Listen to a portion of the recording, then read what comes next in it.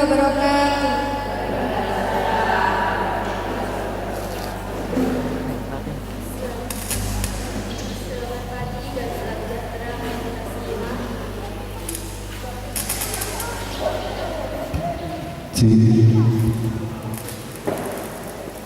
Yang terhormat Kepala Desa Karangrejo, Bapak Heri Sujoko, Sarjana Pendidikan.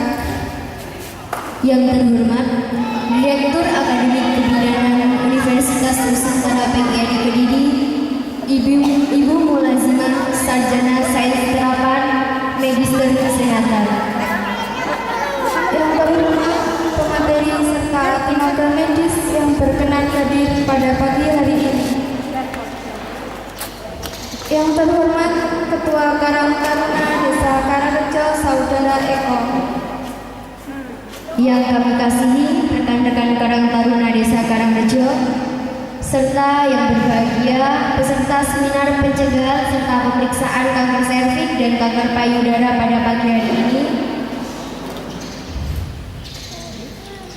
Dengan mengucap syukur Alhamdulillah, marilah kita bersama-sama berterima kasih kepada Tuhan Yang Maha Kuasa yang telah melimpahkan nikmat dan karunia-Nya sehingga sampai detik ini kita masih diberi rahmat dengan penuh kebahagiaan, sehingga bisa berkumpul bersama-sama dalam keadaan sehat walafiat dan menyelenggarakan seminar pencegahan serta pemeriksaan kanker serviks dan kanker payudara. Selanjutnya, atas nama panitia, kami menyampaikan terima kasih setinggi-tingginya kepada seluruh hadirin yang dengan penuh semangat menghadiri seminar yang dilaksanakan di Balai Desa Karangrejo pada pagi hari ini. Adapun sebagai berikut susunan acara pada hari ini. Pertama, pembukaan. Kedua, sambutan Bapak Heri Sujoko, Sarjana Pendidikan selaku Kepala Desa Karangrejo. Ketiga, seminar tentang pencegahan serta pemeriksaan kanker serviks dan kanker payudara oleh Ibu Mulazimah. Dan yang keempat adalah penutup dilanjutkan dengan pemeriksaan kanker serviks serta pemeriksaan kesehatan lainnya. Pada kesempatan yang berbahagia ini pula, kami atas nama panitia penyelenggara menyampaikan terima kasih yang tak terhingga kepada seluruh pihak yang telah dengan sukarela turut membantu baik moral maupun material sehingga seminar ini dapat terselenggara dengan lancar. Semoga amal baik saudara-saudari mendapat balasan yang setimpal dari Tuhan Yang Maha Kuasa. Hadirin yang berbahagia, untuk membuka acara pada hari ini, mari sejenak kita menundukkan kepala serta berdoa dan mengucap syukur kepada Tuhan Yang Maha Kuasa atas segala nikmat yang diberikan. Berdoa dimulai.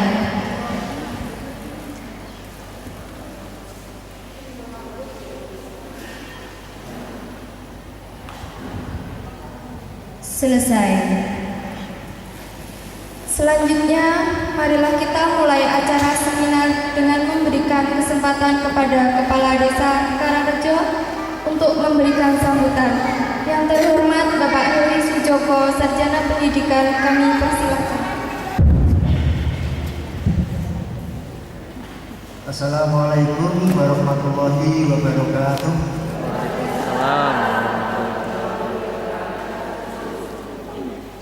Kepada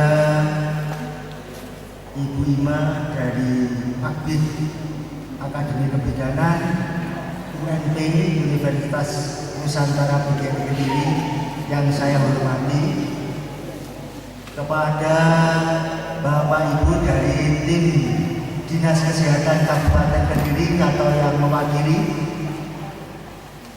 kepada Bapak Ibu perangkat hadir Pak Belum tadi yang saya hormati, kepada ibu-ibu peserta seminar kesehatan tentang pemeriksaan kanker Desa Karangrejo yang saya hormati, kepada anak-anakku Karang Taruna yang saya cintai, kepada tim penggerak PKK Desa Karangrejo yang saya hormati. Pertama, mari kita memanjatkan puji syukur kehadirat Tuhan Yang Maha Esa atas karunia, atas rahmat dan hidayahnya yang telah diberikan kepada kita semua, sehingga pada hari ini kita dapat berkumpul di Balai Desa Karangrejo ini dalam rangka mengikuti seminar tentang pemeriksaan kanker dalam keadaan sehat walafiat. Bapak, ibu-ibu, terutama ibu-ibu peserta seminar yang saya hormati, alhamdulillah kesempatan yang sangat baik ini yang mungkin tidak setiap saat kita dapat menemukan, yaitu kita mendapatkan pelayanan kesehatan yang berupa pemeriksaan kanker. Kalau kita mendengar kanker itu di masyarakat ibu-ibu itu biasanya terus moh. Jadi kita mengenal saja tidak mau, kanker kayak dikenal. Tiba-tiba kalau mendengar ada teman, ada orang yang terkena penyakit kanker itu seolah-olah kanker itu merupakan penyakit kutukan. Penyakit sing wis ora kena wis kaya-kaya wis dijatah karo pangeran wis cilaka ngono kae. Nah, pendapat semacam itu ibu-ibu itu kan mitos ya, kepercayaan yang sebetulnya belum tentu benar, yang 100% salah. Jadi mitos-mitos tentang kesehatan terutama kanker ibu-ibu, pertama kanker itu kan bukan penyakit menular.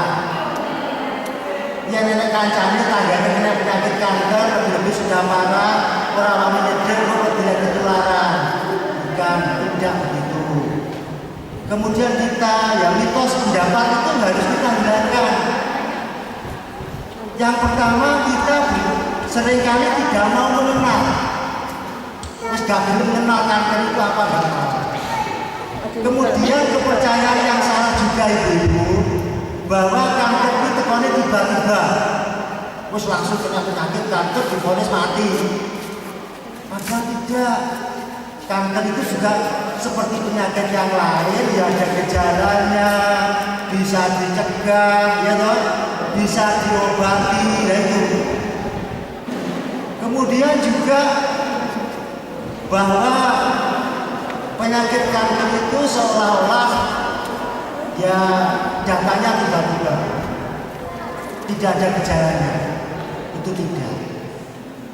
Dan kalau sudah terkena kanker, itu setiap warga itu kita mendapatkan hak pelayanan. Jadi setiap orang itu mempunyai hak untuk mendapatkan pelayanan menangani penyakit kanker seberat apapun. Itu yang harus dipahami. Sehingga sosialisasi semacam ini sangat penting. Juga nanti peran serta dari ibu-ibu PKK yang seringkali bersentuhan dengan masyarakat itu sangat besar. Sehingga nanti kami mengharapkan terutama ibu-ibu PKK yang tergabung dalam Pokja 4 yang menangani khusus kesehatan itu nanti ya bertahap itu proaktif. Karena dengan menyadari bahwa mitos atau kepercayaan tentang kanker itu selama ini adalah betul-betul salah, dan penyakit kanker itu makin lama dari tahun ke tahun tidak berkurang, tetapi semakin bertambah dengan tingkat atau berat penyakit itu juga bertambah karena kurangnya kesadaran dari masyarakat.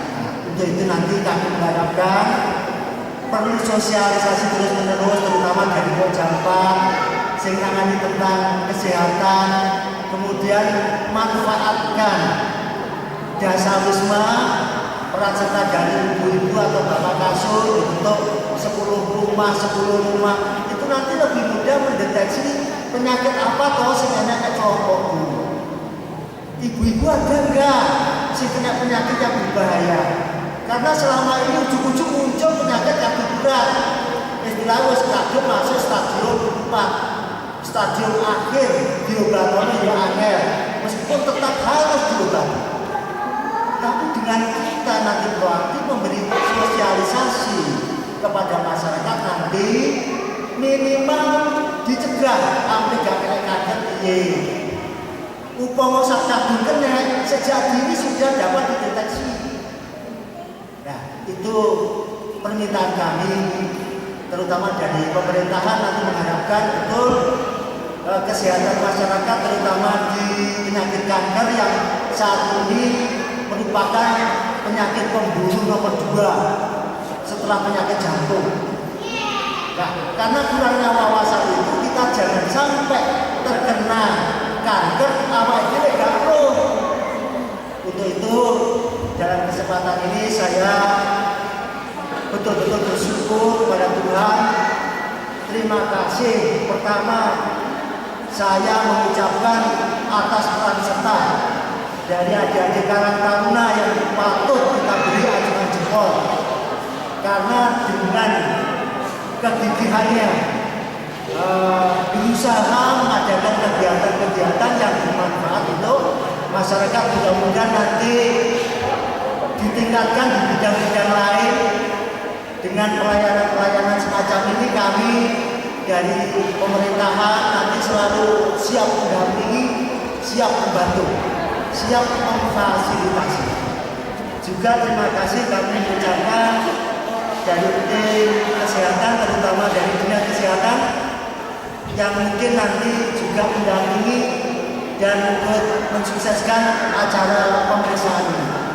Juga terima kasih dan penghargaan yang sebesar-besarnya kami aturkan kepada tim dari UNE, pada Bima dengan timnya. Sekali lagi saya mengucapkan banyak terima kasih. Mudah-mudahan ini merupakan awal dari kita membuka lembaran baru, terutama wawasan kita tentang kesehatan, sehingga kita semua pihak terbuka wawasannya, sehingga semua berperan aktif meningkatkan kesehatan di Karangrejo, khususnya di penyakit-penyakit yang selama ini belum tersentuh karena beberapa mitos. Itu Bapak Ibu, sekali lagi kami mengharapkan mudah-mudahan acara nanti berlangsung dengan baik, yang bermanfaat khususnya bagi kesehatan masyarakat Desa Karangrejo. Mudah-mudahan nanti di lain kesempatan dan dikawalnya nanti dari tim pembinaan memberikan bantuan-bantuan akses pada kita. Juga terima kasih kami ucapkan pada tim kesehatan Desa Karangrejo, Bu Kris sebagai Bidan Desa Karangrejo atas peran sertanya sehingga pelaksanaan kegiatan ini bisa terlaksana dengan sukses. Sekali lagi terima kasih kepada semua pihak dan kurang lebihnya saya minta maaf. Aku kata wabillahi taufiq wal hidayah. Assalamualaikum warahmatullahi wabarakatuh. Waalaikumsalam.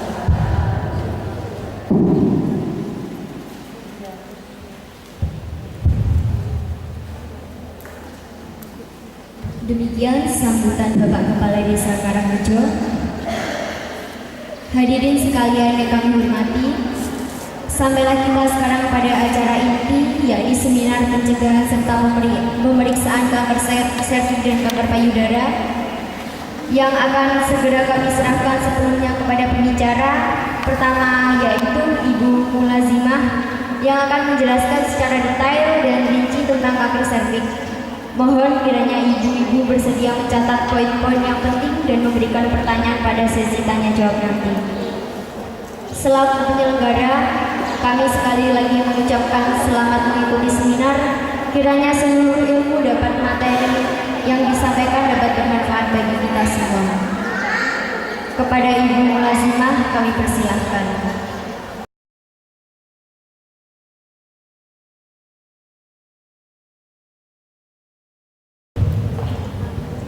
Assalamualaikum warahmatullahi wabarakatuh. Waalaikumsalam. Alhamdulillah, alhamdulillahirabbil alamin. Wassalatu wassalamu ala asrofil anbiya'i wal mursalin sayyidina Muhammadin wa ala alihi washabihi ajma'in, amma ba'du. Yang terhormat Kepala Desa Karangrejo, Kecamatan Kandang, Kabupaten Kediri beserta jajarannya, yang saya hormati pula Ibu Bidan yang nanti bekerja sama dengan kami, membantu kami untuk melaksanakan pemeriksaan IPA.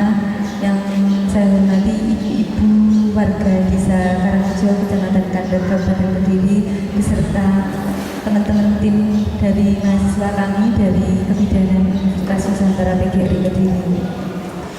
Kami sangat apresiasi atau kami sangat terima kasih kepada Bapak Kepala Desa yang telah diberi kepercayaan kepada kami untuk membantu ibu-ibu warga Desa Karangrejo, Kecamatan Kandang untuk masalah kesehatan, khususnya pada kesempatan pagi hari ini nanti akan share mengenai kanker serviks dan kanker payudara.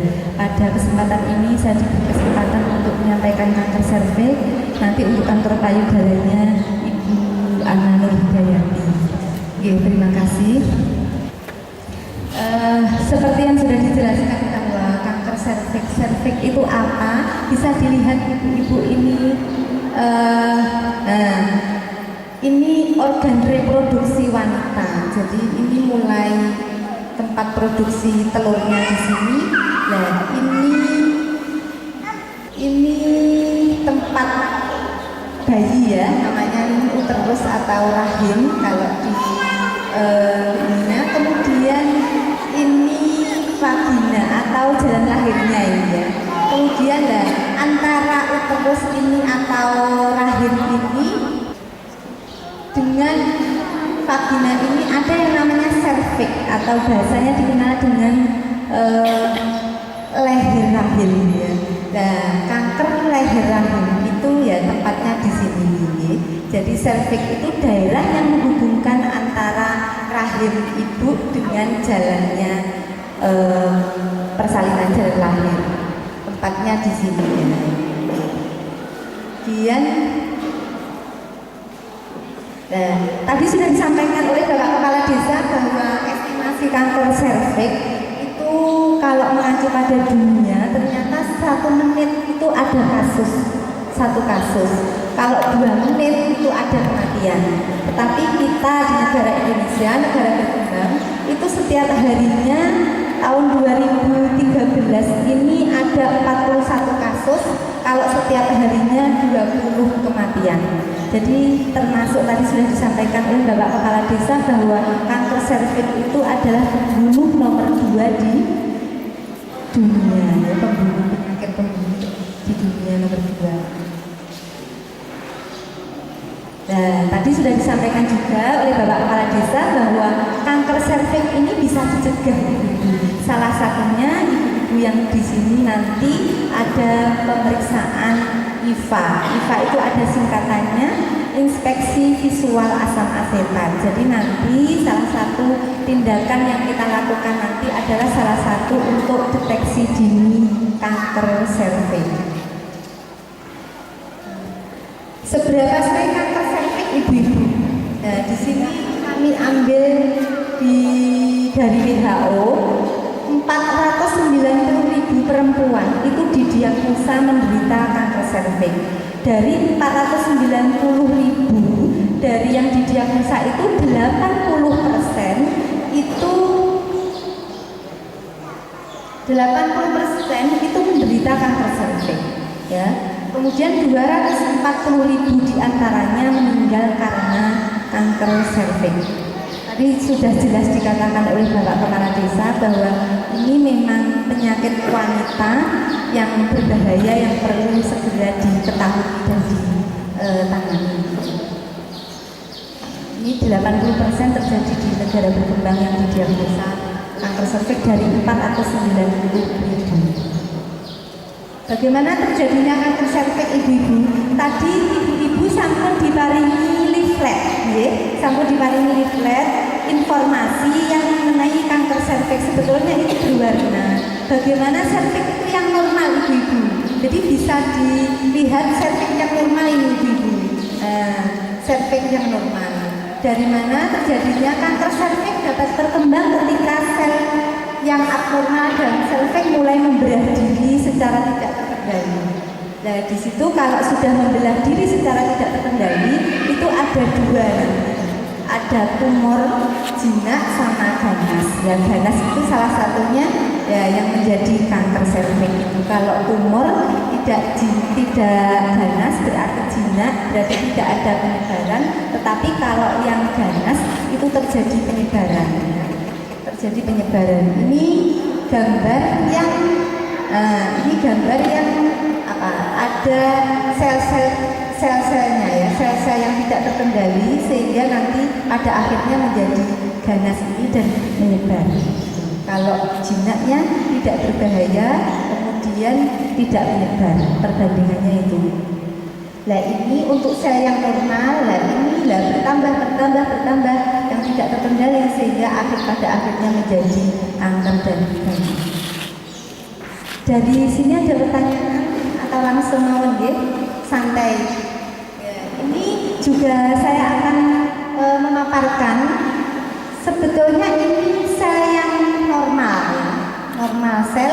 Kemudian ini sudah terpapar yang namanya kuman penyebab kanker serviks.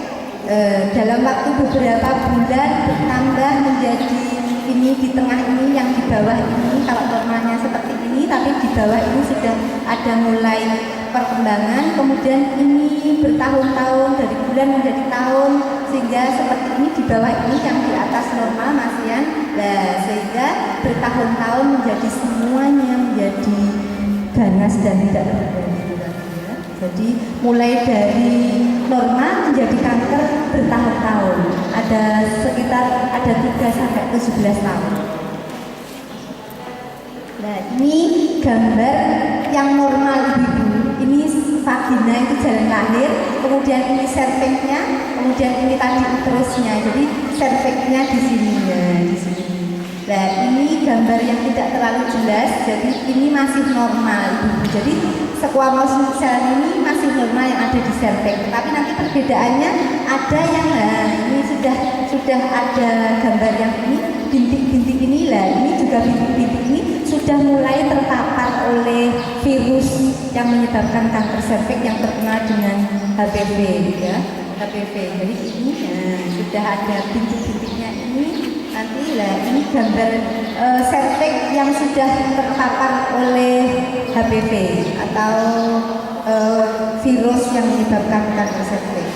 Nah ini untuk yang lebih parah lagi, yang derajat 2 ini sudah bintik-bintiknya banyak. Nah ini sudah menyebar, sudah banyak juga. Ini selnya ini kalau dilihat kasat mata serviksnya seperti ini Bu. Jadi ada luka, ini ada lesi gitu ya. Kemudian nah ini yang sudah berat Bu. Kalau tadi itu sedikit, lah ini sudah menyeluruh, lah ini sudah sampai di atas. Lah ini gambar yang serviksnya yang terpapar kasat mata itu seperti ini. Ya. Ini yang serviks yang kasat mata. Kemudian nah ini sudah kanker ibu-ibu. Kalau kanker ini sudah ini tadi kan hanya bintik-bintik ya, kalau di mikroskop. Nah ini sudah seperti ini sudah luka sekali ibu. Sudah ada lesi yang berat, ini sudah diagnosa kanker. Ini tadi yang sudah lain. Dari yang normal ini ibu, serviks yang normal ini kemudian terpapar oleh HPV ya, singkatannya human papilloma virus yang menyebabkan kanker serviks. Nah ini sudah terpapar ini, kemudian selang beberapa waktu, kemudian ini waktunya ada 3 sampai 17 tahun sehingga menjadi kanker ini. Nah, screening ini hari ini fungsinya adalah kalau sebelum ini harapannya sudah di sini itu sudah diketahui sehingga nanti bisa dicegah, tidak harus sampai di kanker. Jadi sudah di sini harapannya sudah diketahui. Kemudian Kemudian ini serviks gambarnya yang normal seperti ini ibu-ibu. Jadi ternyata di organ reproduksi kita semua itu kalau dilihat nanti dibuka itu seperti ini ya. Ini nanti kalau ibu-ibu melahirkan ini loh yang buka sampai sampai full sampai 10 ini ya. Nah ini lesi itu luka ibu-ibu. Jadi luka ini ya luka kemudian semakin parah kemudian semakin parah luka. Nah ini sudah gambarnya kanker serviks ini segini seperti ini ibu-ibu. Jadi nanti kalau dibuka jalan lahir kita itu berbagai macam bentuk. Ada yang bersih, ada yang luka, ada yang iritasi, ada yang jadi harapan kita semuanya sehat semua atau dalam bentuk normal. Nah, ini sudah kanker. Ini tadi serviks ini sampai segini bentuknya, ya sampai seperti ini karena tadi ya proses tadi yang bertahun-tahun sampai seperti ini, yang awalnya terpapar dengan virus kanker serviks tadi yang menyebabkan kanker serviks.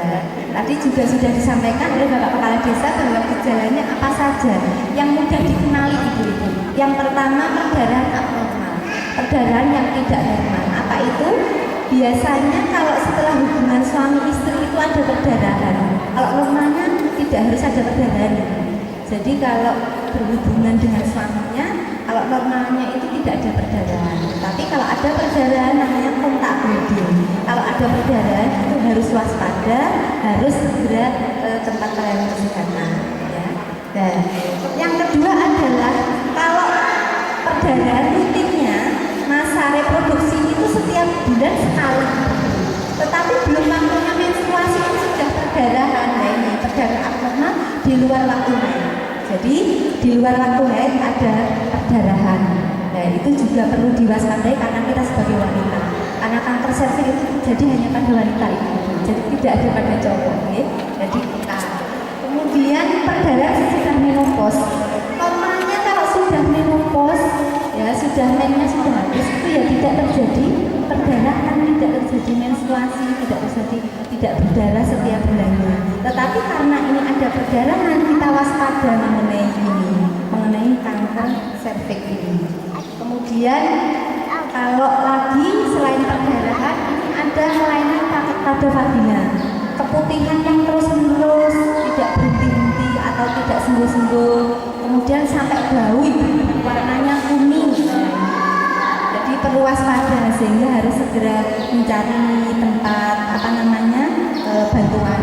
Kemudian gejala lain ini ada sakit badan.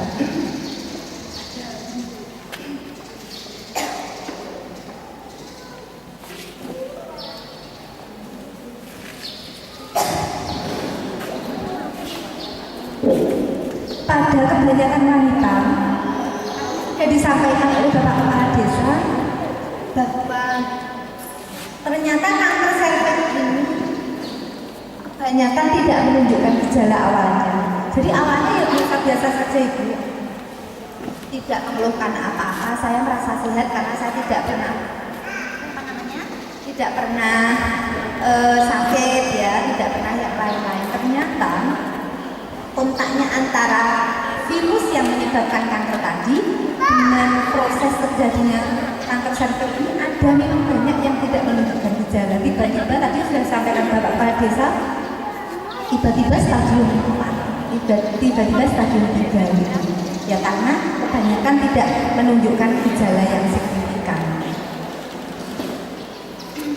Ini beban bagi penderita kanker serviks. Jadi kanker serviks tadi sudah disampaikan bahwa ini biasanya terjadi pada usia reproduksi, usia produktif ya, 35 sampai dengan 55. Tetapi ini tidak selalu 35 sampai 55 ya, karena tadi menopausnya belum tentu ya, lebih dari 55 bisa saja ya. Kemudian yang terpenting itu adalah kapan kita harus melakukan screening itu kalau sudah menikah, jadi sudah melakukan hubungan seksual, karena kebanyakan nanti virus itu akan masuk ke dalam seksual, sehingga pastinya tadi ada mbak-mbak yang bertanya bahwa bisa mengikuti seminar kanker cervix bisa, tetapi untuk pemeriksaan sifatnya bagi yang sudah menikah, karena kalau sudah menikah persepsinya adalah sudah melakukan hubungan seksual gitu. Kemudian beban secara psikologis, fisik dan material jelas, karena kalau sudah menderita kanker ini hubungannya dengan keluarga tidak nyaman, baik mengganggu kehidupan keluarga. Kalau menurut WHO 99% tadi sudah kita sampaikan bahwa penyebab kanker serviks itu ada virus. Virusnya namanya human papillomavirus 99%. Nah, ini belum tentu nanti kalau kita terkontak dengan HPV itu langsung kanker serviks tidak. Jadi karena di tubuh kita ada imun sehingga tidak tentu nanti langsung terkena kanker serviks tidak. Ada prosesnya gitu. Nah, kalau saya terinfeksi HPV ya 80% itu dibersihkan dengan imun kita, karena di tubuh kita itu ada namanya kekebalan ya. Jadi kalau kekebalannya bagus, tubuh kita fit, ya, ini bisa dibersihkan, ditolak oleh imun kita, kekebalan tubuh kita. Tetapi kalau ini 10-20% kemungkinan menjadi infeksi persisten atau menetap. Terus terjadi infeksi lama-lama menjadi, kalau sudah infeksi lama-lama menjadi resiko kanker serviks ya ini. Kemudian kebanyakan pria dan wanita telah berhubungan intim itu berisiko terkena virus HPV ya, karena tadi hubungan seksual atau hubungan suami istri. Lebih dari 75% wanita yang berhubungan intim pernah terinfeksi HPV. Puncaknya usia 18-22 tahun. Kenapa? Karena salah satu faktor resiko yang menyebabkan kanker serviks adalah berhubungan intim itu di usia muda. Makanya slogannya tidak boleh menikah di usia muda, menikah di usia di atas 22 tahun. Nah, ini salah satu faktor tidak diperbolehkan menikah muda atau berhubungan intim di usia muda.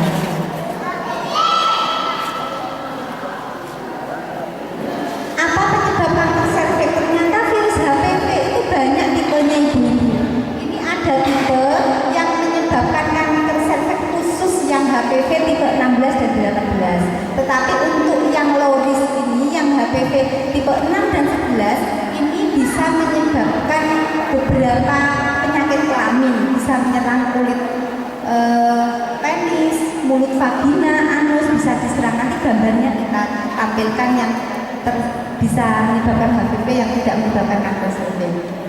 Infeksi dengan HPV seringkali tidak menimbulkan gejala ya. Banyak orang tidak tahu mereka terinfeksi HPV. Banyak orang dapat menularkan HPV tanpa menyadarinya. Jadi suami kita terutama ya, suami kita itu bisa menularkan HPV.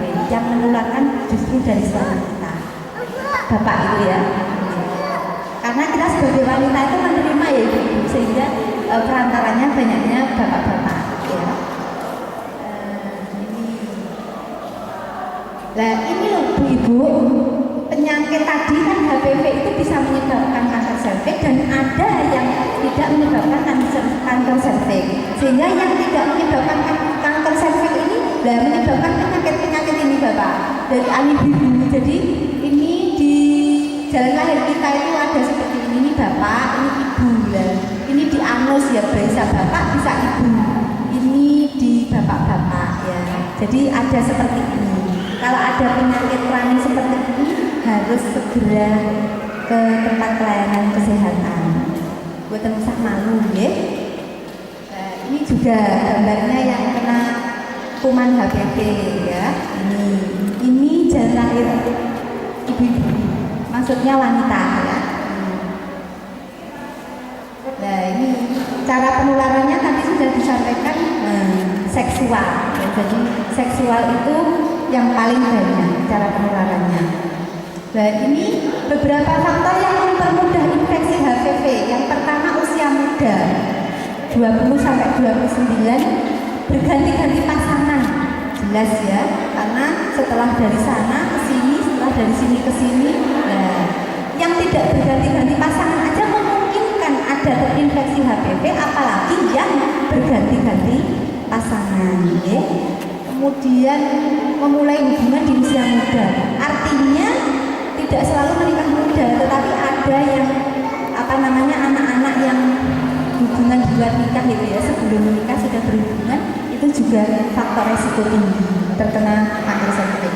Ingatlah bahwa pria dapat menularkan HPV ya, HPV. Penanganannya bagaimana ibu-ibu kalau kita sudah mengetahui? Yang pertama edukasi. Edukasi itu pencerahan pendidikan mengenai kanker cervix dan seputarnya. Seperti hari ini bisa kondom. Jadi kalau berhubungan pakai kondom ya. Kalau satu-satunya alat kontrasepsi yang bisa mencegah penularan penyakit kelamin itu adalah kondom ya. Jadi sarung, dipakai sarung ya. Kemudian vaksinasi, jadi ada imunisasinya ya. Kemudian kalau deteksi dini ada pap smear, katanya Mas David dulu pernah ada acara pap smear ya. Jadi ini salah satu deteksi dini untuk mengetahui kanker cervix. Jadi pap smear. Kalau pap smear harus dilakukan, diambil lendirnya dulu, kemudian ke lab dulu, kemudian selang beberapa waktu minggu baru hasilnya kelihatan. Tetapi kalau IFA ini nanti yang kita lakukan hari ini, jadi begitu dilakukan bisa dilihat ada perbedaan antara yang normal dengan yang tidak normal, antara yang ada lesinya dan tidak ada lesinya, ada yang kanker dan tidak, itu kelihatan saat ini. Saat ini yang efisien untuk bisa secara langsung itu hanya IFA dan LIGI kalau tidak salah ya, ada 2. Kemudian pengobatannya jelas kalau sudah kanker ini di kemoterapi, di radioterapi, ada yang di pembedahan, ada yang rutin harus konsultasi ke dokter. Jadi yang menentukan apakah ini nanti harus di kemoterapi, harus di radioterapi, ini harus spesialis dokter ya, harus ke dokter dulu. Kemudian ini salah satu tadi pap smear ya. Jadi pap smear itu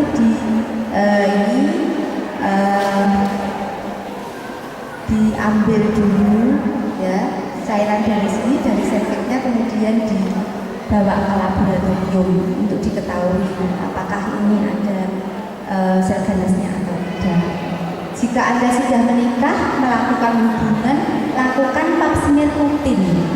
Jadi diupayakan kalau ada resiko tadi mungkin suaminya berganti-ganti pasangan, itu harus rutin teratur, dalam arti 1 tahun 2 kali bisa, 1 tahun 1 kali bisa. Jadi harus nanti hasilnya seperti apa pasti di feedback, dikasih tahu Bu ini karena hasilnya seperti ini, harus kembali lagi kapan, itu pasti diinformasikan.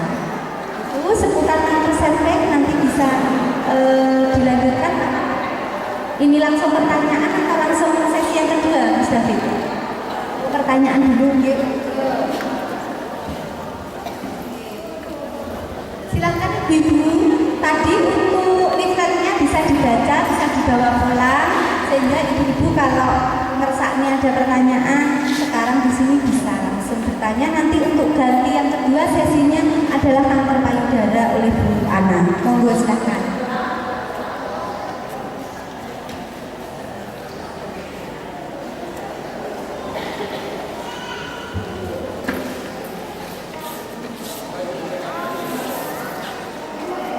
Monggo kalau enten pertanyaan.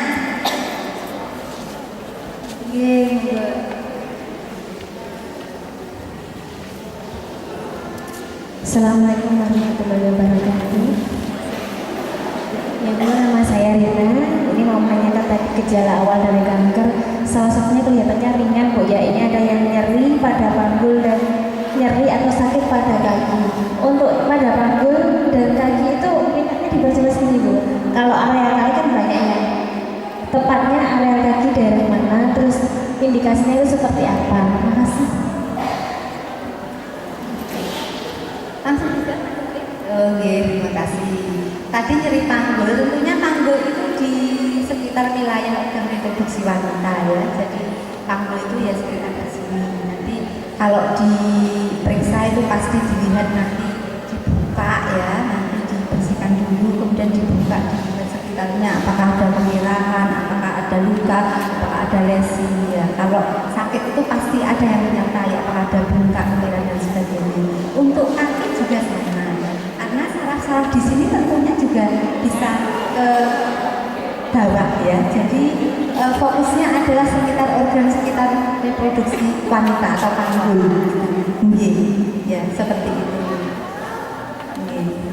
Dan nanti biasanya kalau wanita usia reproduksi mengeluh nyeri panggul, biasanya langsung dilakukan pemeriksaan yang namanya spekulo. Spekulo itu dilihat mulai dari jalan lahirnya seperti apa, apakah ada benjolan, apakah ada kemerahan, kemudian dibuka jalan lahirnya, apakah ada lukanya, apakah ada lesinya, dan seterusnya. Kemudian nanti kalau sudah dilihat seperti itu, data yang mendukung ada, kemudian bisa dilakukan pap smear itu tadi terakhir gitu ya. Kalau sudah dilakukan, datanya yang mendukung, ada luka, kemudian ada kemerahan, ada dan sebagainya itu tadi yang disampaikan, dan langsung dilakukan pemeriksaan pap smear. Kemudian hasilnya beberapa, biasanya 2 minggu atau 1 minggu itu bisa dibaca apakah hanya ada radang saja, apakah ada radang serviknya radang, atau gimana nanti hasilnya diketahui pada saat hasil pap smear begitu.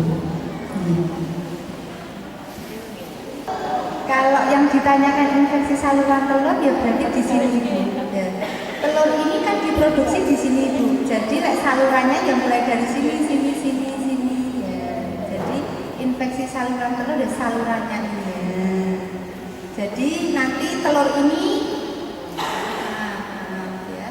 telur ini dari sini lari ke sini, terus kemudian ada sperma ke sini lah. Terjadilah nanti kalau kehamilan di sini plantasinya atau menetapnya di sini. Kalau saluran telurnya infeksi ya di sini, berarti infeksinya mulai dari tuba fallopi, di sini ada umbre dan sebagainya. Infeksinya di situ. Kalau infeksinya dalam waktu lama, infeksi itu berarti kan dari kuman ya ibu ya. Kalau kanker itu tadi kan virus ya, berarti berlainan ya. Kalau infeksi itu tadi mungkin salpingitis gitu ya, biasanya kuman ya. Kalau tidak diatasi ya bisa juga menyebabkan imun terganggu ya.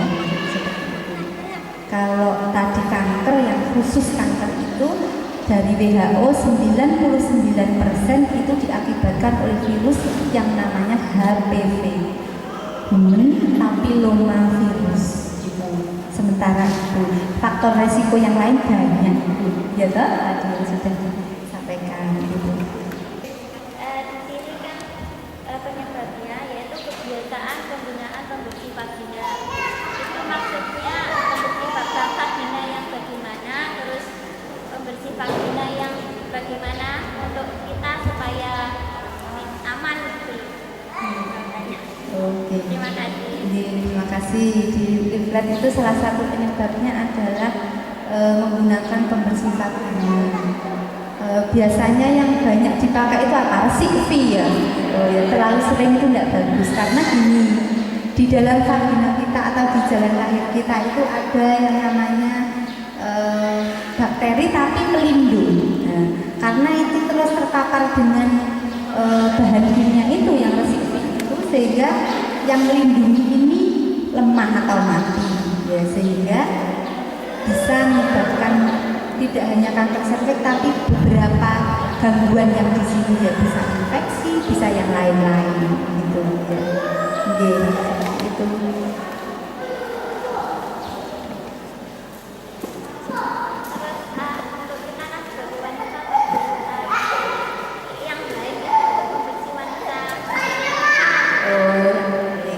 Yang baik itu cukup dibilas dengan air. Kalau waktu BAB atau BAK wajib ya, wajib dipakai sabun biasa. Jadi di luar itu tidak dianjurkan pakai yang seperti Tapi kalau biasanya kan orang itu nggak sama ya, tetapi untuk anjurannya memang menghindari hal-hal itu. Hanya kecil saja yang bisa menyebabkan gangguan-gangguan itu, tapi fisiologinya seperti itu. Jadi tadi di sini ada bakteri yang melindungi karena terpapar terus dalam waktu yang lama, sehingga bakteri yang melindungi di sini lemah mati, sehingga resiko kuman masuk itu tinggi. Karena jalan lahir kita itu ke organ reproduksi dalam itu langsung, tidak ada tutup-tutupnya. Nah, tutupnya itu ya hanya bakteri pelindung itu. Kalau bakteri pelindungnya yang menjaga itu sudah masuk, otomatis tidak hanya kanker sel, tetapi kuman-kuman masuk itu gampang. Kalau sudah kuman masuk gampang, virus masuk gampang, itu banyak nanti yang disebabkan bisa infeksi dan reproduksinya kan bisa ke saluran tubuh seperti itu. Kalau untuk apa produknya yaitu tadi Bu, sebaiknya tidak memakai hal-hal itu, hanya cukup untuk sabun saat Kalau pakai sabun biasa biasa. itu resikonya apa sama? Jadi pakai sabun biasa. Sabun biasa nggak? Sabun mandi. Sabun mandi. Nggih, enggak apa-apa.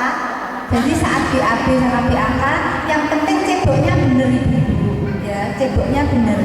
Karena yang belakang itu kotor, jadi ceboknya dari mana? Dari depan ke belakang, bukan dari belakang ke depan, sehingga kuman yang ada di belakang nanti terbawa ke depan ya. Jadi yang benar, yang penting teknik ceboknya harus benar ya. Dari depan ke belakang. Ya kalau untuk menjaga kebersihan, kalau BAB BAK ya harus pakai sabun. Kalau itu kan kalau sabun biasa itu kan mengandung gasanya kan banyak ya. Nanti itu apa nggak mengganggu keasaman dari organ wanita? Kalau sabun, kalau BAB kan wajib ya, wajib, jadi harus dibersihkan. Kalau enggak, yang jelas hanya air saja tidak cukup untuk mengurangi atau menjaga bersihnya hijau kita. Enggak apa-apa, sabun dianjurkan memang sabun. Nggak mempengaruhi keseimbangan asam basa itu nggak? Sementara kalau tidak satu hari misalkan 20 kali gitu masih aman-aman saja. Kalau sehari 5 kali atau 4 kali masih aman-aman saja. Okay? Tapi kalau sehari sudah 20 kali sampai 30 kali, ya tentunya akan mengganggu asam basa yang ada di jalan lahir kita. Gitu. Kalau sementara ini BAB kan masih satu hari 1 kali normalnya aman. Mungkin BAK sehari 4 kali masih aman-aman saja. Tapi kalau sudah 20 kali sehari ya jelas itu mengganggu. Seperti itu.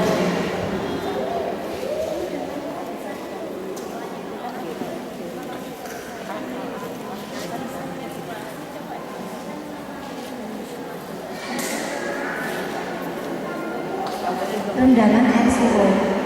Saya tidak tahu mengenai kandungan air suruhnya. Kalau saya membaca air suruh itu ada kandungan antibiotiknya, ya. Tetapi secara teoritis saya kurang tahu air suruh itu kandungannya apa, gitu nih. Sehingga untuk kepastian jawabannya saya tidak apakah air suruh itu bisa mengganggu atau tidak.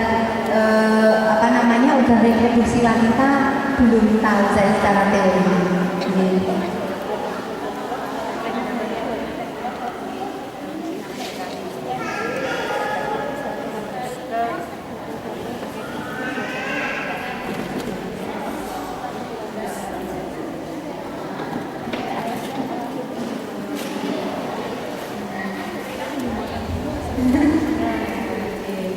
Kalau rendang, terus terang kalau rendang untuk air suruh saya secara teori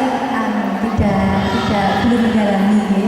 Tetapi kalau tadi dengan air sabun memang dianjurkannya secara teori dengan air sabun, asalkan tidak terlalu sering sampai berkali-kali. Kalau normalnya sehari 5 kali itu masih bisa. Tetapi kalau yang lain-lain belum ada teori yang mendukung kami. Jadi kepastiannya belum bisa dipastikan karena teori yang mendukung belum ada. Terima kasih. Bisa gimana? Terima kasih Ibu ya atas partisipasi hari ini. Moga-moga bermanfaat untuk ibu-ibu semuanya yang ada di sini.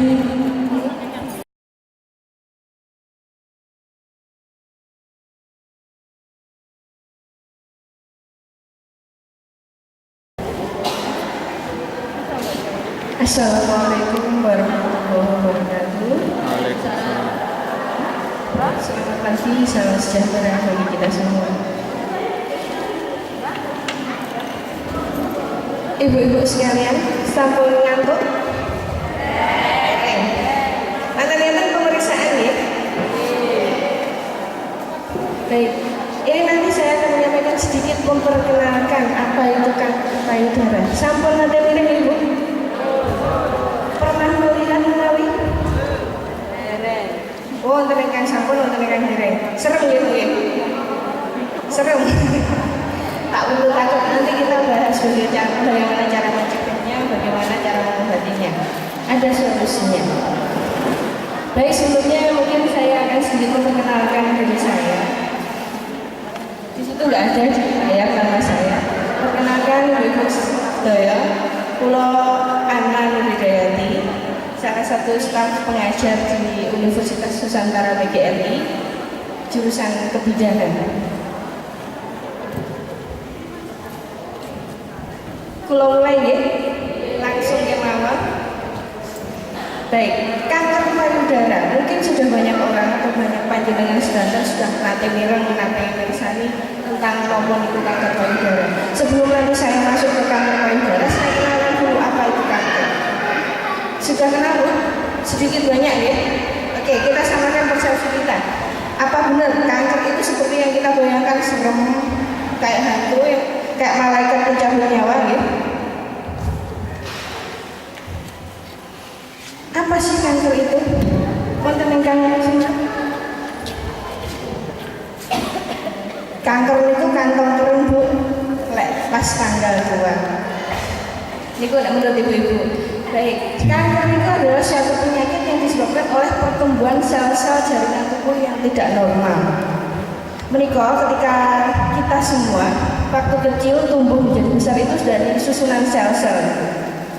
Tubuh kita itu terdiri dari sel-sel yang membentuk jaringan, kemudian organ, dan seluruh tubuh.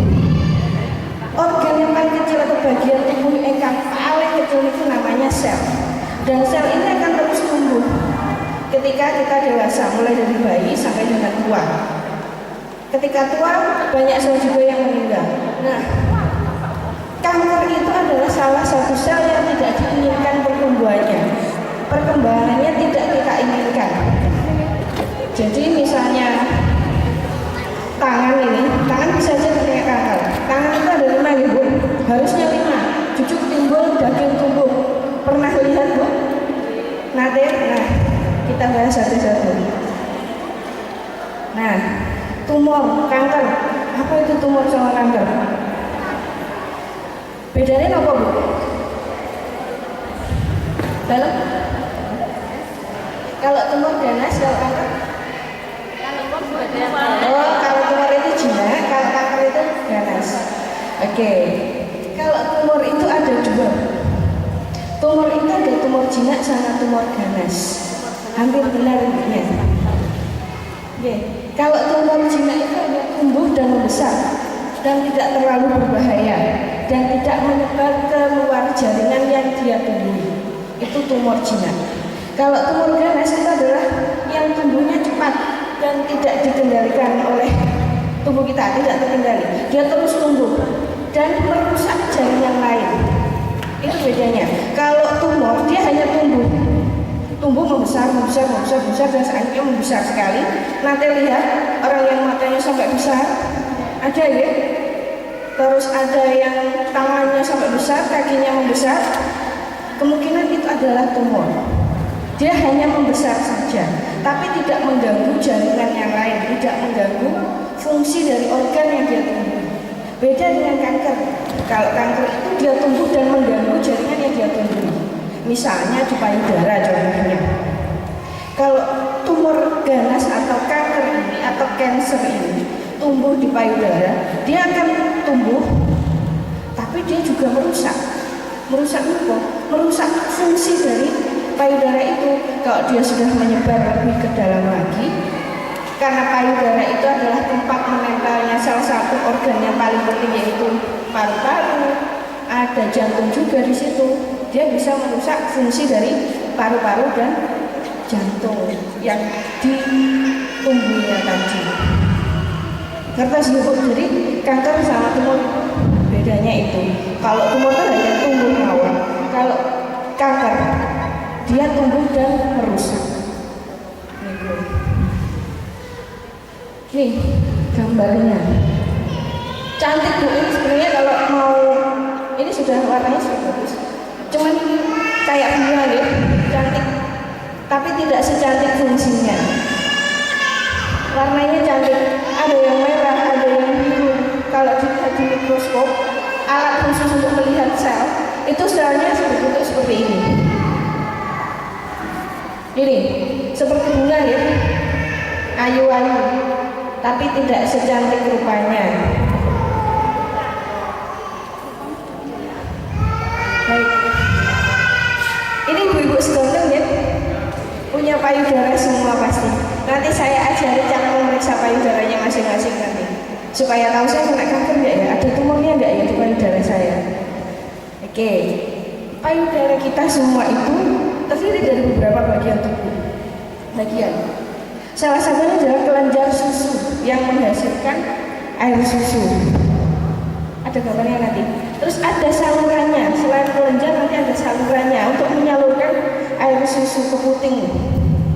Ada juga yang namanya areola, yang hitam-hitam itu niku namanya areola. Yang hitam-hitam di sekitar payudara namanya areola. Terus jaringan ikat atau fibrosus yang mengelilingi lobulus dan ductus, semuanya itu ada namanya jaringan ikat. Ototnya itu jaringan ikat ya. Terus sebagian besar payudara itu terdiri dari lemak. Itu sekilas tentang isi payudara kita atau bagian-bagian dari payudara kita. Gambarnya seperti ini. Kalau dibelah melintang atau dibuka, payudara kita itu gambarnya seperti ini. Seperti buah anggur ya, terus karena ini nanti terdiri dari yang namanya, ini namanya ductus, penyalur susu. Nah di sini nanti ada yang namanya kelenjar air susu. Nah yang kayak anggur ini namanya kelenjar air susu. Ini yang memproduksi ASI. ASInya ibu itu yang memproduksi ini. Dan tempat sekitar yang lainnya ini terdiri dari lemak. Kalau dibelah melintang, kalau bagian tubuh kita di kedokteran itu biasanya untuk memeriksa, kalau sekolahnya dulu biasanya dibuka-buka ya. Sering gitu sekolahnya dibuka, ya harus disigat beneran. Mayat itu disigat. Jadi seperti ini contoh gambarnya. Oke, itu sekilas tentang payudara kita. Isinya tuh ternyata seperti ini ya, tak seindah di luarnya menarik. Kanker payudara sekarang. Kanker payudara itu merupakan tumor yang ganas yang tumbuh di dalam jaringan payudara. Kanker bisa tumbuh di dalam kelenjar susu, di saluran susu, atau di jaringan lemaknya. Jadi kanker itu bisa tumbuh di mana saja, entah dia di jaringan susu, saluran susu, kelenjar susunya, atau di jaringan lemaknya, atau bahkan mungkin hanya di daerah kulit atau di atasnya, di atas jaringan lemak. Dia bisa tumbuh di mana saja. Ada yang mengeluhkan ada benjolan di payudaranya? Nggak ada ya, semoga nggak ada, semuanya sehat-sehat saja. Sekedar pengetahuan.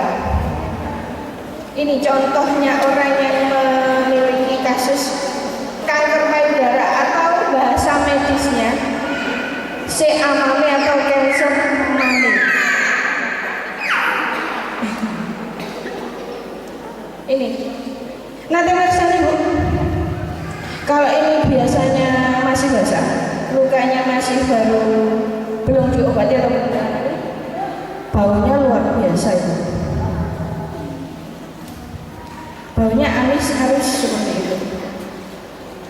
ini sampai seperti ini stadiumnya sudah lanjut. Kalau ini mungkin sudah pernah diambil atau sudah pernah diangkat, tapi tumbuh lagi. Jadi gambarnya seperti ini. Serem gitu. Ini macam-macam gambarnya.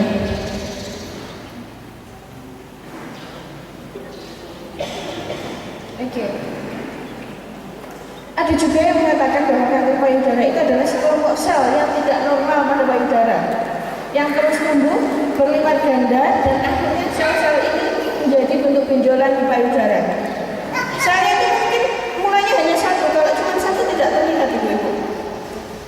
Dengan mata telanjang atau dengan mata awam, dia tidak akan terlihat. Tapi ketika dia terus tumbuh, membelah, tumbuh dan tumbuh, pada akhirnya dia akan membentuk benjolan yang terasa di sekitar payudara. Jika benjolan itu tidak dibuang atau tidak diambil atau tidak terkontrol, sel-sel ini akan menyebar atau yang namanya metastase bahasa medisnya. Dan bagian-bagian tubuh lain nantinya dapat menyebabkan kematian. Yang selalu sadar untuk tahu bahwa kanker payudara atau CA mami atau cancer mami itu adalah pembunuh nomor 2 kanker pada wanita setelah CA cervix. Setelah CA cervix, pembunuh nomor 2 itu pada kasus kanker itu adalah CA mami atau kanker payudara. Penyebabnya apa? Nah, penyebabnya saat ini belum diketahui secara pasti. Kalau CA cervix saja adalah salah satu kanker yang diketahui penyebabnya. Salah satu kanker yang bisa dicari penyebabnya. Kalau kanker mami dia tidak diketahui sebabnya apa gara-gara keturunan memungkinkan, tapi penyebab pastinya tidak bisa dideteksi. Namun ada beberapa faktor resiko yang dapat memicu tumbuhnya kanker. Kita lihat apa saja. Ini punya riwayat kanker atau tumor payudara di keluarga ibu-ibu sekalian, menawi ada yang mempunyai garis keturunan kanker, berarti panjenengan mungkin mempunyai faktor resiko terhadap kanker. Kerabat dekat,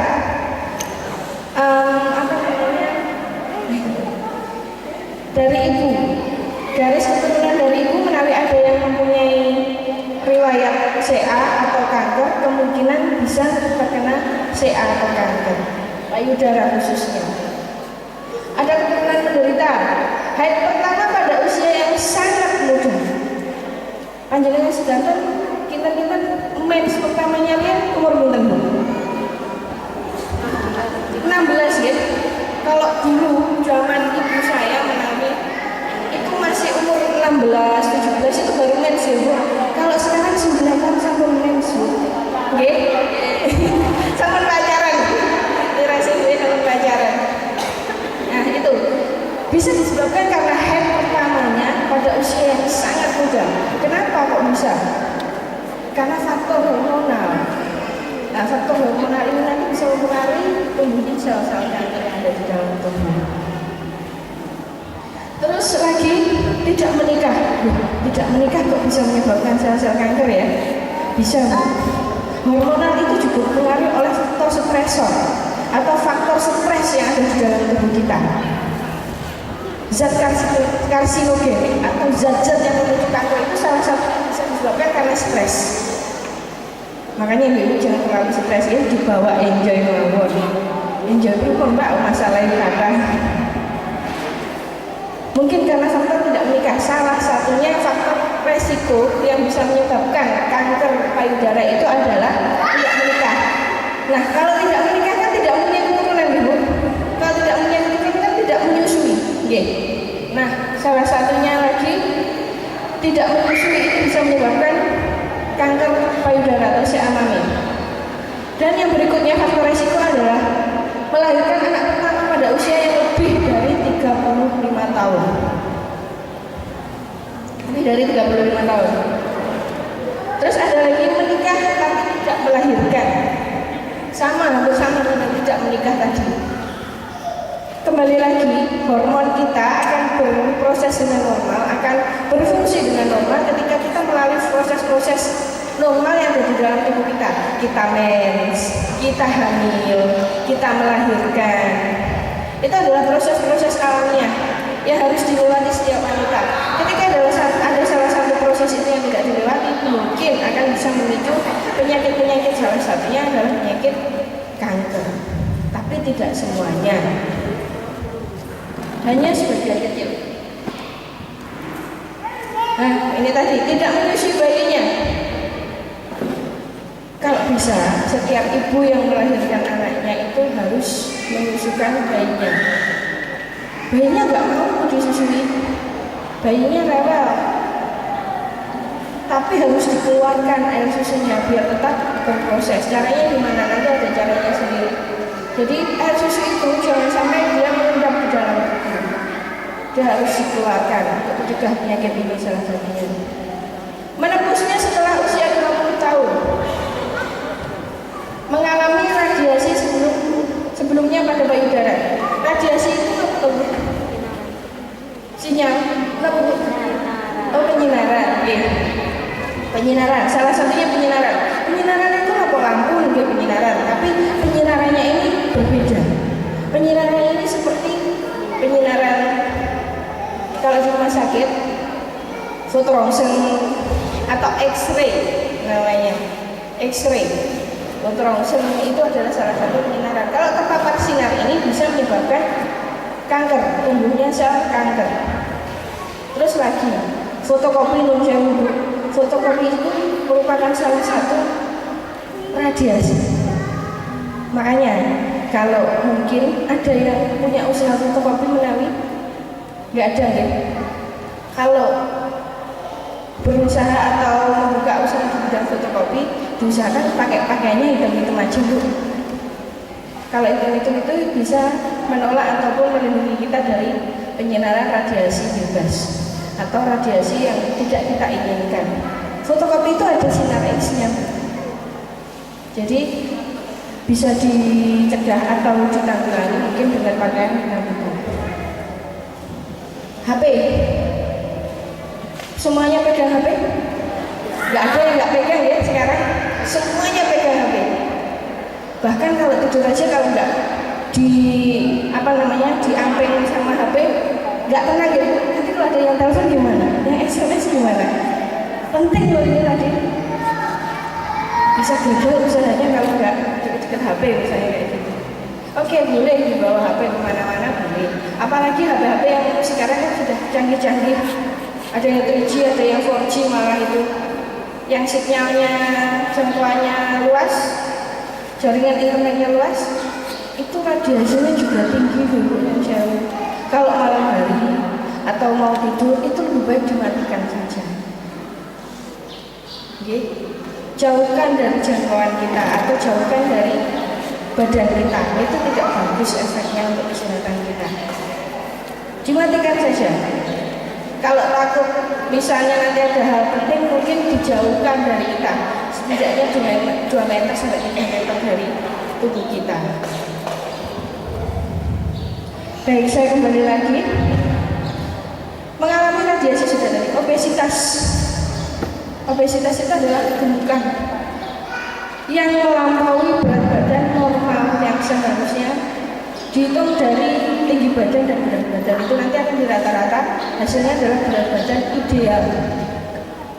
Kalau melebihi kapasitas atau melebihi angka normal, itu namanya obesitas. Obesitas ini nanti bisa menyebabkan atau memicu sel kanker. Kenapa? Karena sel lemak atau jaringan lemak yang ada di dalam tubuhnya lebih banyak atau lebih yang seharusnya. Sedangkan sel lemak itu ada yang baik dan ada yang tidak baik. Konsumsi alkohol nggak ada di sini, semua nggak ada yang konsumsi alkohol ya. Ada buat buka mawon ya alkohol. Hanya buat buka, mungkin hanya ngopres suka atau ngopres panas itu alkohol. Kalau di luar negeri sana ibu, para wanita yang menderita kanker itu rata-rata adalah konsumsi alkohol aktif. Tapi di Indonesia itu angkanya sangat sedikit. Kalau di luar negeri sana kan alkohol sudah kayak minum teh setiap hari itu. Jadi kalau di luar negeri itu wanita-wanita atau orang-orang yang terkena CA atau cancer itu biasanya pengkonsumsi alkohol aktif dan rokok aktif biasanya. Sering stres juga bisa menyebabkan kanker. Tanda gejalanya, timbulnya benjolan pada payudara dapat diraba dengan tangan. Makin lama benjolan ini makin mengeras dan bentuknya makin tidak beraturan. Sanes kalau kita mau mens itu biasanya payudara kita keras ibu. Nah, itu bukan kanker, memang itu prosesnya fisiologis atau normal, memang harus seperti itu.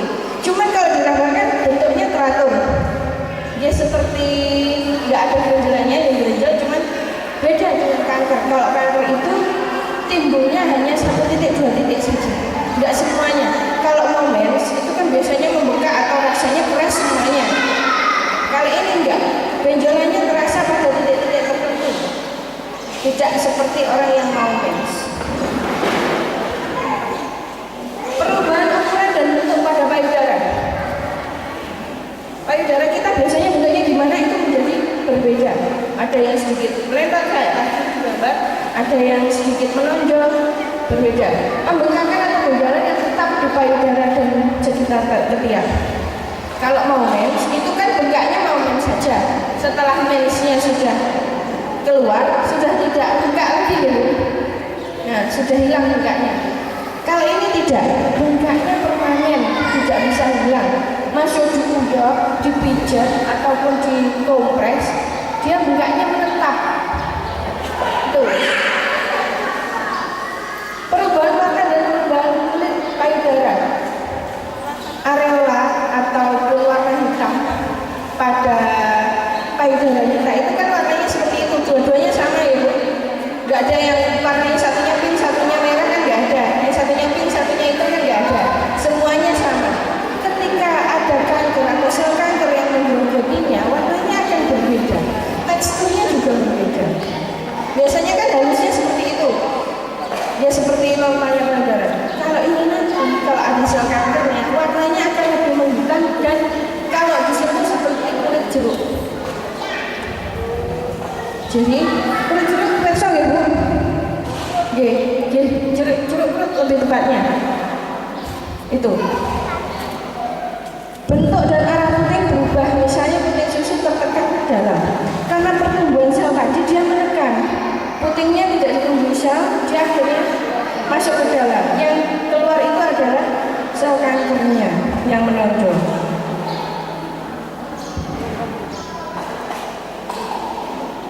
Cara mencegahnya pripun? Pencegahan yang utama yang pertama membatasi konsumsi alkohol, nggak perlu, kita kan tidak konsumsi. Yang kedua menjaga berat badan agar tetap ideal. Nah ini kadang-kadang yang sulit ya Bu ya. Dietnya setengah mati ya Bu. Dietnya setengah mati tambah akunnya terus. Dietnya setengah mati, tapi membukanya terus ya. Menjaga berat badan agar tetap ideal. Berkonsultasi dengan dokter mengenai cara alternatif untuk menambah atau mengurangi hormon lainnya. Mungkin ada ibu-ibu yang ada terapi hormon. Ada, pada kasus tertentu wanita membutuhkan suntikan hormon atau pengurangan hormon untuk kesehatan tubuhnya ada. Mungkin untuk wanita-wanita yang tingkat produktivitas atau kesuburannya kurang itu biasanya akan suntik hormon. Tapi kalau punya faktor resiko kanker, lebih baik dikonsultasikan lebih lanjut kepada dokter yang menanganinya. Menggabungkan aktivitas fisik dengan kehidupan sehari-hari. Nah, olahraga. Ibu-ibu olahraganya tahu Bu? Berapa Bu? Belas. Sebenarnya ibu-ibu biasa olahraga loh. Sejatinya ibu-ibu itu paling olahraganya paling betul ketimbang bapak-bapak. Kalau bapak-bapak mereka kan nyapu ke kantor ya Bu. Ke kantor pulang. Kalau panjenengan sedangkan kan mungkin nyapu, ngepel, nyuci, masak, itu bisa olahraga sebenarnya. Tapi tidak beraturan sebenarnya seperti itu. Tapi ya jangan diimbangi habis nyapu minum es botol besar yang makanya di luar itu apa aja dimasukkan. Itu lakukan aktivitas fisik dengan kehidupan sehari-hari. Anggap itu adalah sebagai olahraga, mengganti olahraga yang seharusnya katanya kan 3 kali dalam seminggu, minimal 30 menit per olahraga, seharusnya seperti itu. Cuman kan mungkin ibu-ibu sekalian sibuk dengan kesibukannya masing-masing.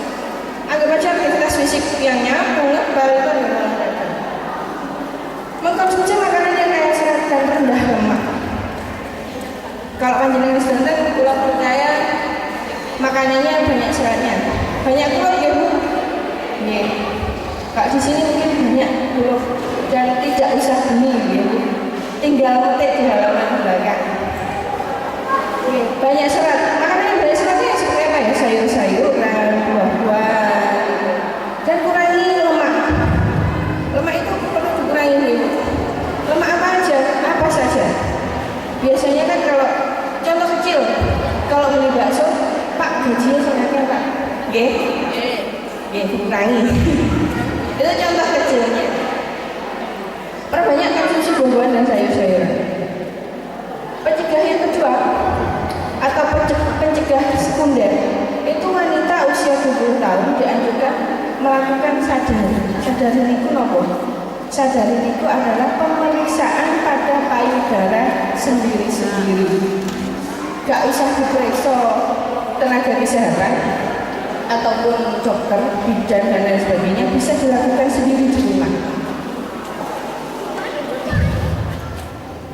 Selama 3 bulan sekali agar kanker dapat terdeteksi secara dini. Ketika kanker itu bisa dideteksi secara dini, pengobatannya pun juga bisa maksimal, penyembuhannya bisa total. Tapi ketika kanker diketahui sudah lanjut atau pada stadium yang sudah akhir, itu malah pengobatannya akan lebih rumit dan lebih sulit untuk diobati. Makanya nanti kita periksa payudara kita masing-masing. Wanita usia 35 sampai 40 tahun melakukan mamografi. Bisa dilakukan di rumah sakit. Mamografi itu adalah pengecekan atau penglihatan dengan alat tertentu untuk mengetahui kondisi payudara kita. Ada sel kanker enggak? Ada benjolan enggak? Itu bisa diketahui melalui mamografi. Wanita berusia 40 tahun melakukan check up pada dokter ahli atau melakukan cancer risk assessment survey atau check up rutin pada dokter pada wanita-wanita mempunyai umur lebih dari 40 tahun untuk mencegah secara dini. Wanita berusia lebih dari 50 tahun check up rutin dan demografi setiap tahun. Mamografi harusnya bukan demografi. Mamografi setiap bulannya. Kalau mamografi mungkin kan mahal ya, mungkin harus repot-repot ke rumah sakit, mengeluarkan biaya pula yang mahal. Kita nanti bisa melakukan dengan sadari. Saat bayi melakukan mamografi adalah seminggu setelah menstruasi. Itu saat yang baik. Pencegahan tersier.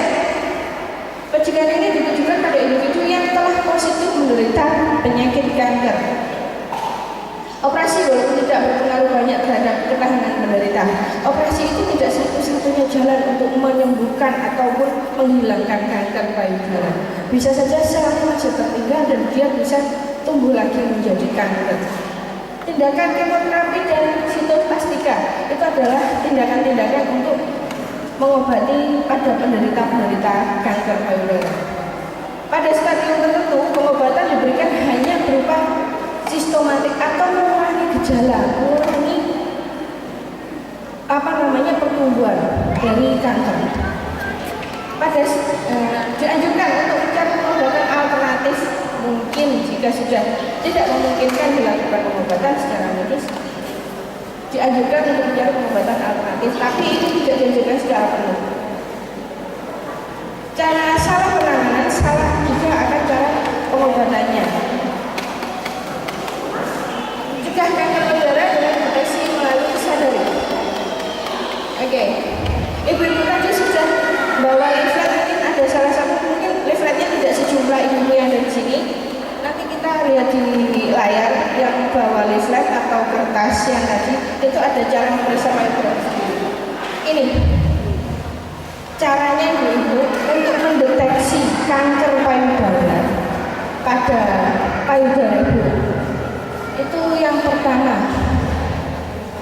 OTOT bu, di depan cermin.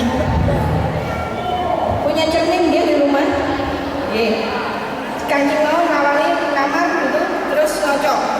OT-OT Bu, BH-nya dilepas, bajunya dilepas semua. Yang atas, bagian atas. Lihat pada cermin, bentuk dan keseimbangan payudara. Payudaranya gimana? Besar sebelah atau enggak? Kalau besar sebelah, kemungkinannya banyak. Mungkin dulu waktu menyusui hanya sesisir saja, ya. Namun apa namanya cuma sebelah saja, yang sebelahnya tidak dibingungkan. Itu bisa besar sebelah. Tapi dilihat lagi, melihat perubahan bentuk dan besarnya payudara. Kalau memang dulunya sudah sesisir berbeda atau yang sampingnya berbeda, sampai nanti juga seperti itu. Kok tiba-tiba dulu sesisir berbeda, kok sekarang sama? Nah itu yang patut dicurigai. Dulu kanannya kecil, kirinya besar, sekarang kanannya kok ikut-ikut besar. Itu perlu dicurigai atau kita waspadai. Serta kulit payudara di depan kaca dilihat keseluruhan Bu. Selain besarnya, bentuknya dan warnanya, selain itu adalah teksturnya. Dilihat di depan kaca. Ada yang berubah nggak? Cara yang dijelaskan. Angkat tangannya ke atas kepala. Karena ini nanti untuk meregangkan otot-otot di sekitar payudara. Dengan tangan diangkat ke atas kepala dengan maksud untuk melihat retraksi kulit atau perekatan tumor terhadap otot atau fasika di bawahnya. Jadi mungkin sel kanker yang tumbuh di bawah kulit itu akan terlihat lebih jelas ketika diangkat karena di sana ada tarikan otot-otot. Ini yang kedua, nanti bisa dipraktekkan ya Bu di rumah. Sekarang dicoba juga nggak apa-apa Bu, tapi nggak kelihatan. Nggak kelihatan nanti kalau di rumah sini dari kaca. Yang ketiga, berdiri tegak, agak membusungkan dada, kayak Armen Antar Tower nungguin. Dibusungkan dadanya. Lihat di depan cermin dengan tangan di samping kanan dan kiri, miringkan badan ke kanan dan kiri. Yang dilihat tidak cuma dari depan, tapi dari kanan dan kiri juga harus dilihat. Ada perubahan nggak? Sekali lagi yang diperiksa adalah perubahan bentuknya, warnanya, dan ukurannya. Ada perubahan nggak pada payudara saya? Gitu. Yang keempat, acak pinggang atau malangkrik biasanya. Malangkrik sama, yang diperhatikan adalah bentuknya, besarnya, warnanya. Nah, melihat perubahan bentuk payudara dengan berbaring, atau pas ketika kali ini tidak perlu memerlukan cermin, cukup dipegang diraba payudaranya. Pas mandi itu, pas mandi kan pas sabunan.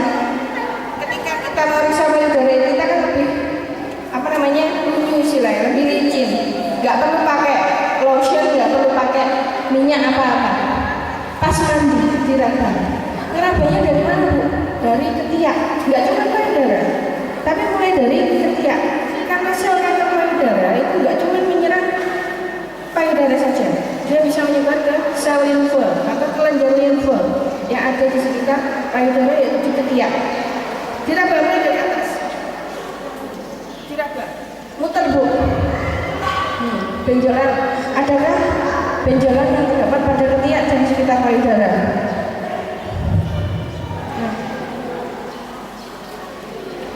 Yang ini tadi caranya, di tangan kita letakkan di ketiak, turun ke bawah, muter, mulai dari yang paling luar sampai ke puting, ditekan, diraba. Ada benjolan yang tidak normal, tidak bergantian kiri dan kanan. Dan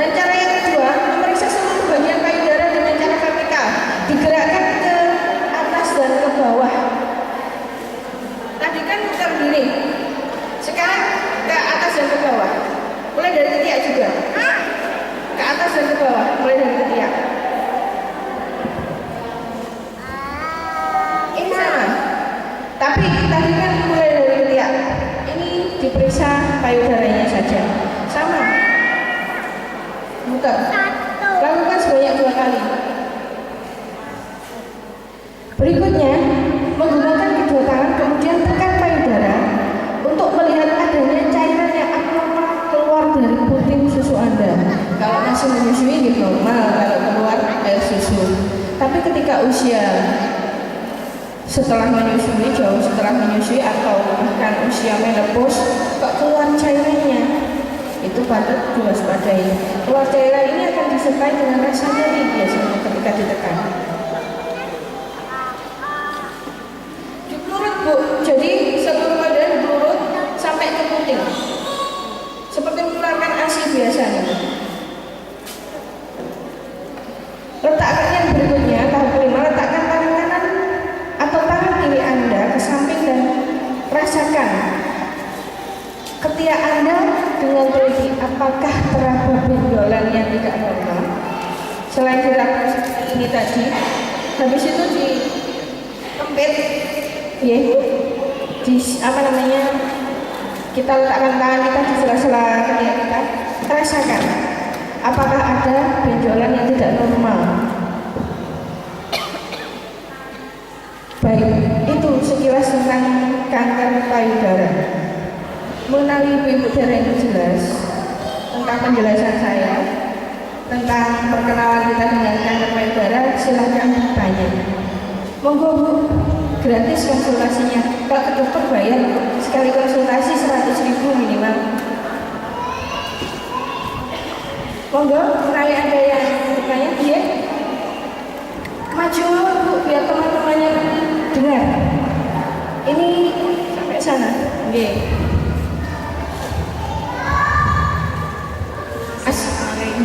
Asmanipun Bu? Ibu Nurul. Nggih, Ibu Nurul. Yang saya tanyakan, waktu kita sadari itu, Nggih. misalnya menemukan benjolan Bu, tapi benjolannya nggak terlalu keras, cenderung sedikit lunak, boleh dikatakan seperti otot atau gimana gitu?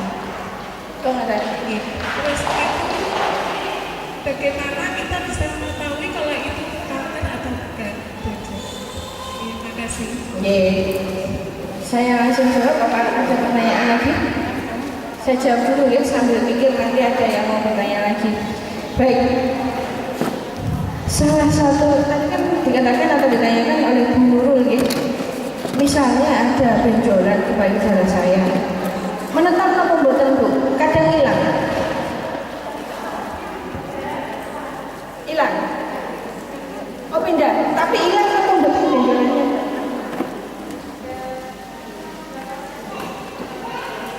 Tetap. Sampai sekarang tetap. Oh belum dicoba lagi. Oh gini. Baik, salah satu tanda atau ciri kanker tadi adalah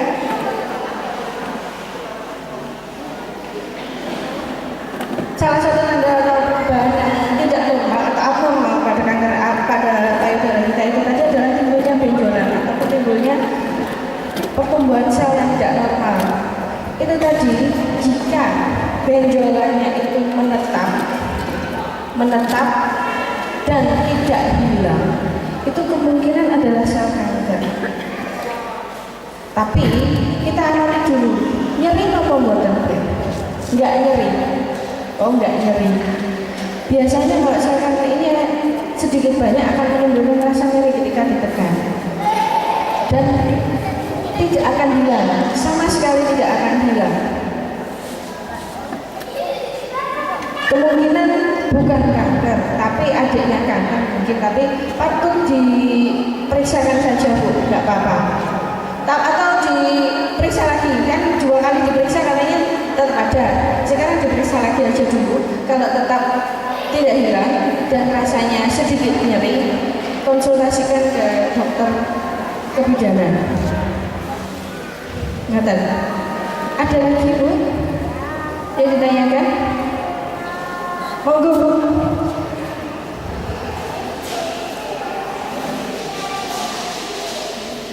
Monggo Bu. Silakan konsultasi gratis. Konsultasi kebidanan gratis. Ada lagi nanti Ibu sampun mengatas tentang apa tadi kanker, apa tadi tumor, mungkin yang ditanyakan Ibu tadi kemungkinan juga bisa sel-sel yang jinak, namun tidak berbahaya. Tidak tambah besar, betul?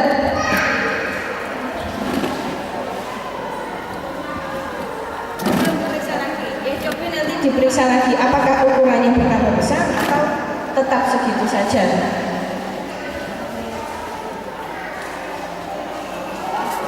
Seperti otot, itu sebenarnya bukan otot Bu, menawi kelenjar yang menetap di situ. Ada lagi Bu, monggo silakan. Ya.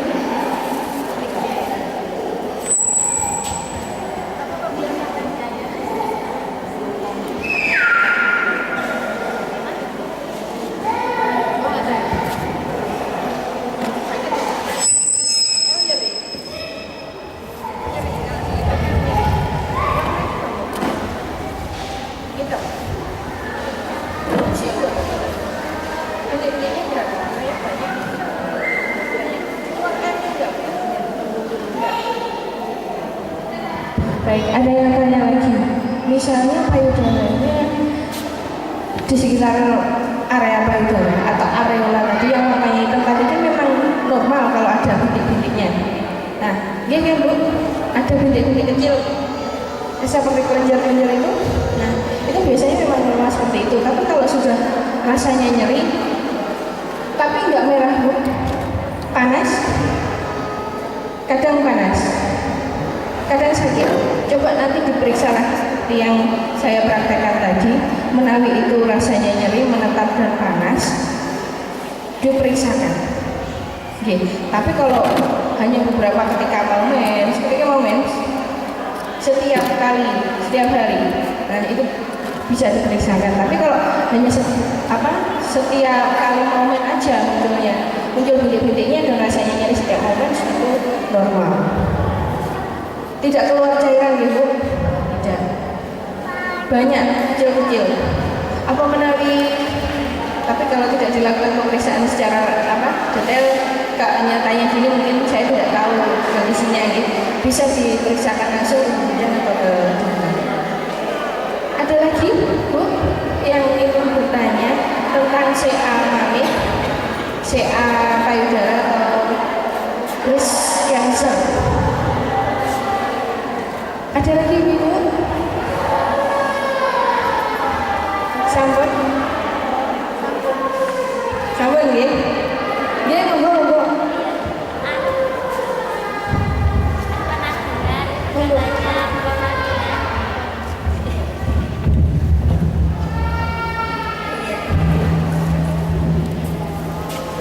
Begini Bu, pernah mendengar kalau pemakaian bra yang berkawat itu bisa memicu kanker payudara, itu apakah benar?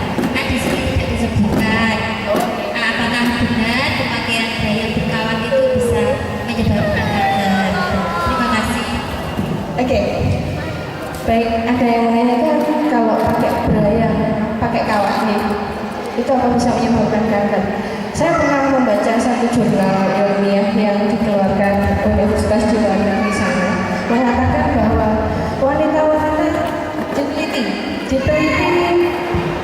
sekian orang, 200 atau berapa ratus wanita, mereka semua tidak dianjurkan pakai payudara semuanya, bra semuanya.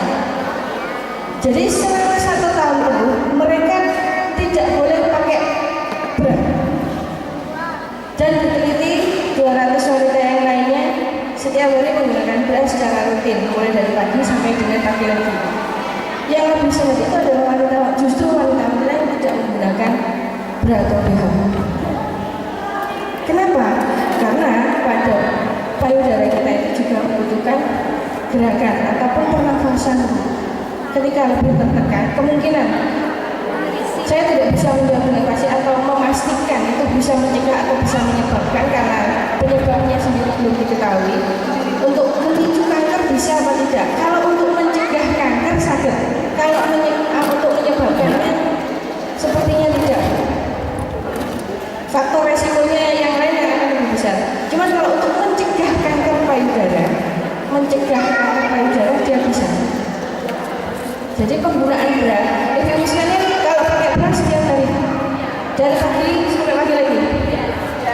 Yang baik itu sebenarnya ada kalanya payudara kita itu terbebas dari ikatan. Nah, boleh malam hari, boleh siang hari, ada kalanya.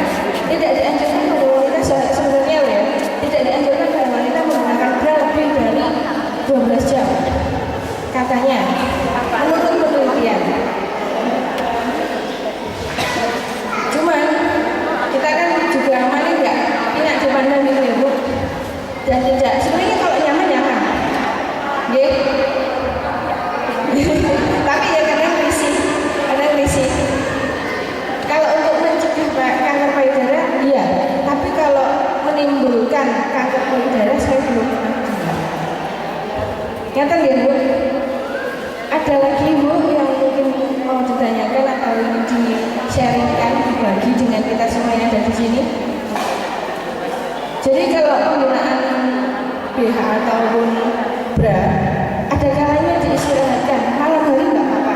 Ketika mau tidur itu dibuka aja.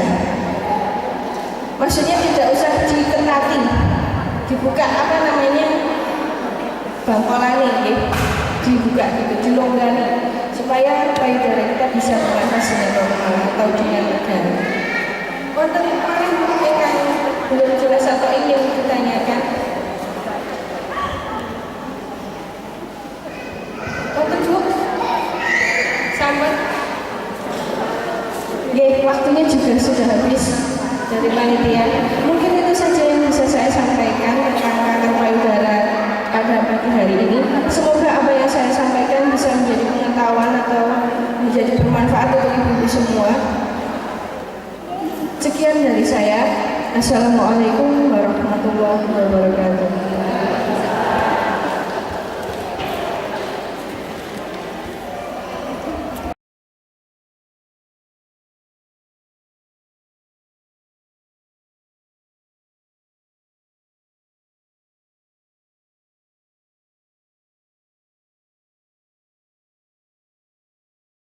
Selaku panitia, kami mengucapkan banyak terima kasih kepada Mulazimah dan Ibu Ana Nur Hidayati. Semoga materi ini bisa bermanfaat untuk ibu-ibu sekalian. Terima kasih atas perhatian ibu-ibu dalam seminar yang sudah diselenggarakan. Yang terakhir, atas nama panitia, kami menyampaikan terima kasih dan mohon maaf yang sebesar-besarnya jika sekiranya ada kata-kata yang kurang berkenan di hati hadirin sekalian. Akhirnya, saya Anggrinia Priliani Tias, Saya Rika Aryasari Sudika. mohon undur diri dari hadapan para hadirin sekalian. Selamat siang dan Assalamualaikum warahmatullahi wabarakatuh. Pengumuman bagi ibu-ibu yang sudah melakukan tensi darah dan anetensi diperbolehkan untuk menuju bilik pemeriksaan. Baik Bu, disilahkan. Terima kasih.